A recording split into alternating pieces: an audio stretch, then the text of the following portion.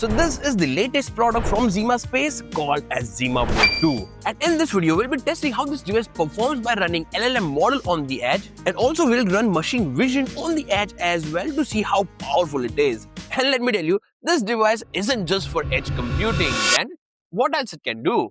Well, let me give you a brief about this board. So this is basically a single board server that comes pre-installed with ZimaOS, which lets you use it as a NAS, or we can say network attached storage, straight away. And here you can also attach two external SSDs with SATA port that supports up to 6 Gbps speed. So you can store files and share them across all devices under same network. Plus it got its own app store from which you can download a lot of apps as per your need.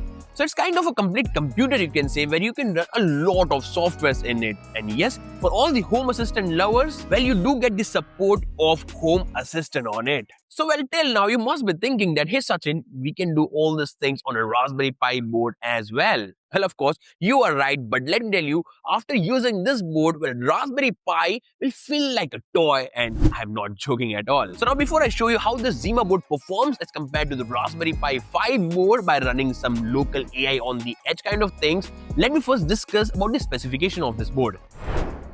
So the ZimaBoard 2 is powered by Intel N150 chipset, which has a quad-core processor clocked at 3.6 GHz.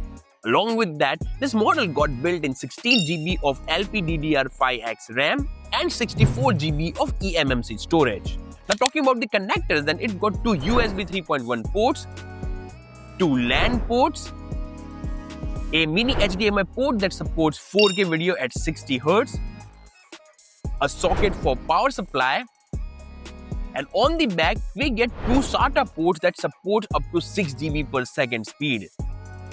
And on one of the side we get this PCIe 3.0 connector where you can attach some high-speed peripherals like a graphics card.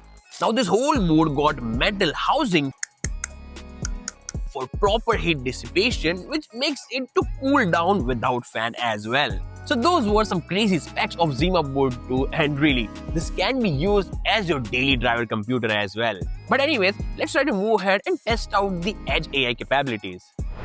So here first of all, we'll be testing its AI capabilities by running the LLM model on the device itself. And later we'll compare it with the Raspberry Pi 5 board 16 GB variant by running the same model on it. So to test here, I'll be using these three models of Ollama and we'll be running them by asking same prompt in both the devices. And well, after running the test for all the three models, well, here are the results. So first for Llama 3 model, I got the response in Raspberry Pi board at 1.14 tokens per second, while in the Zima board, we got the response at 4.87 tokens per second. That's 4 times faster. Later for the Mistral mode, we got the response at 1.35 tokens per second in Raspberry Pi, while the response in Zima board was 4.11 tokens per second. That's around 3 times faster. And later we also run a lightweight model PHI and got the response at 2.44 tokens per second in the Raspberry Pi board, while in Zima board we got the speed of 10.35 tokens per second. So that's again 4 times faster. And also let me tell you, while running these models on the Raspberry Pi, well, it was heating up a lot and it was also getting crashed if we were not using the active cooling fan on it. While on the Zima board, it was running quite smooth, stable without any kind of active cooling. So later after running the LLM models, we tried running the YOLO 8 and object detection model on both the devices, and here are the results. Now the resolution we used for the Zima board is a little higher than one used in the Raspberry Pi board, but still you can see the frame rate we are getting in the Zima board is really high, like 30 frames per second, while in Raspberry Pi it's just 3 to 5 frames per second.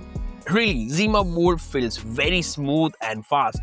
Like even on the roadside, it was quickly detecting a lot of vehicles and people moving around with great accuracy, and not just detecting, but it was also able to track the vehicle throughout due to high frame rate. And here let me tell you, all the tests we done on the Zima board were without any kind of graphics card. So if you attach external graphics card with it, well, you can definitely level up the AI performance.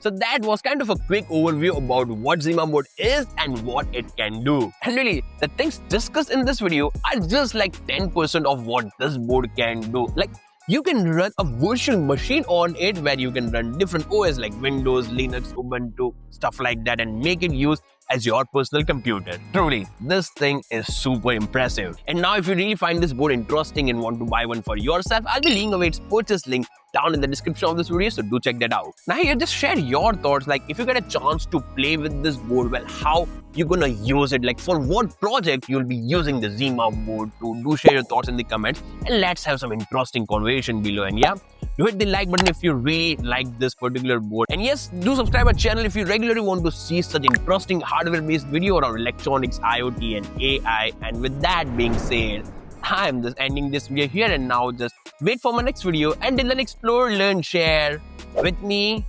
techiesms.